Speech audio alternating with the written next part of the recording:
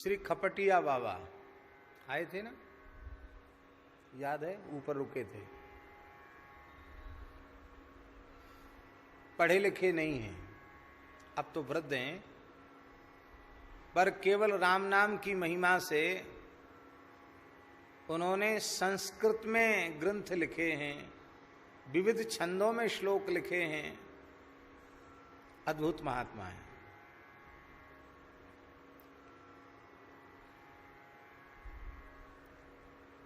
आज भी हजारों लाखों लोग उनकी प्रेरणा से नाम जप कर रहे हैं।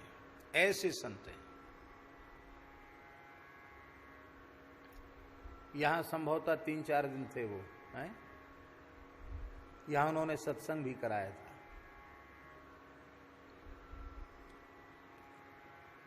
तो एक जगह चातुर्मास्य कर रहे थे और ऐसा कुछ उनका प्रभाव कि वो जहां रहे, जिस क्षेत्र में रहते, वहां स्वाभाविक सैकड़ों घरों में कीर्तन शुरू हो जाता है। ऐसा कुछ दिव्य प्रभाव है। एक जगह चातुर्मास कर रहे थे गंगा किनारे, इधर बलिया तरफ की बात है। तो फूस के झोपड़ी में थे। उसी समय उनके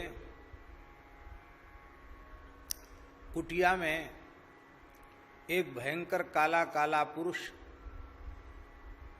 जिसके शरीर के रोयां मोटे मोटे, जो सुई होती ना, सूजा काले लोहे के, ऐसे मोटे मोटे रोयां थे। बड़ी भयंकर आकृति थी। अकस्मात उनकी पर्णकुटी में वह पुरुष प्रकट हो गया। सिर नीचे था, आंख पलक नीचे की ओर थे, आंख उठा के नहीं देख पा रहा था। उसने कहा, बाबा जी यहां से भाग जाओ, बीच चातुर्मास में यहां से भाग जाओ, यहां मत रहो। उन्होंने कहा, तुम कौन हो? बोले, मैं कलयुग हूं, इस युग का अधिष्ठाता हूं।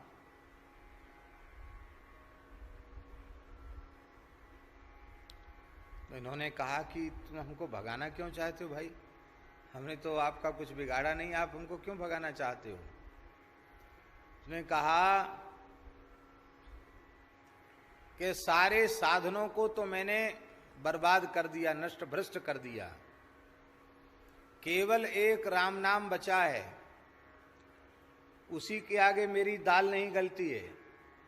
और तुम जहां रहते हो सबको राम राम कराते हो, तो मुझे जितने क्षेत्र में राम नाम का जप, राम नाम का कीर्तन होता है, उस क्षेत्र को छोड़कर मुझे भागना पड़ता है। तो हमारे पीछे पड़े हो तुम, इसलिए अब यहां से भाग जाओ।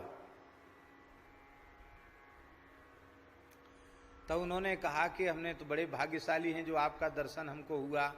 तो आप हमको देख क्यों नहीं रहे हो? नजर आपकी नीची क्यों है?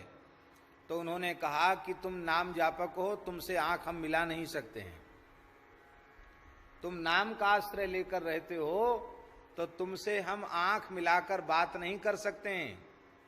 पर तुम्हारी खैर इसी में है कि यहां से चले जाओ। उन्होंने हाथ जोड़कर कहा कि हम आपके काम में बाधा नहीं डालते, आपकी बुराई नहीं करते, कुछ नहीं बोलते, आपके विरुद्ध कुछ बोलते नहीं, कलयुग बुरा है ऐसा भी नहीं बोलते हैं, ना आपकी भलाई करते ना आपकी बुराई करते। हम तो साधु हैं, राम राम करना हमारा स्वभाव है, हमारा धर्म है। हम अपने काम में लगे हैं, आप अपने काम में लगो। ऐसा कहकर उन्होंने सिर झुकाकर प्रणाम किया।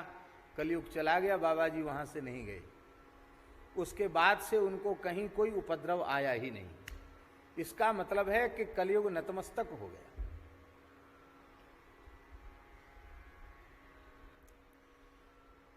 केवल राम नाम में, हरि नाम में, भगवान नाम में ही ऐसी सामर्थ्य है जो कली के समस्त दोषों को वह समाप्त कर सकता है।